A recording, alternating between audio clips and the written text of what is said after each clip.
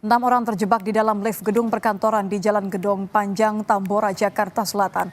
Proses evakuasi sempat terkendala sulitnya membuka pintu lift.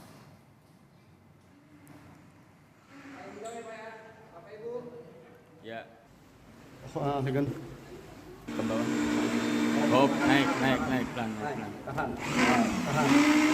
Dibengket. Hop, naik. Bangku buat tahan.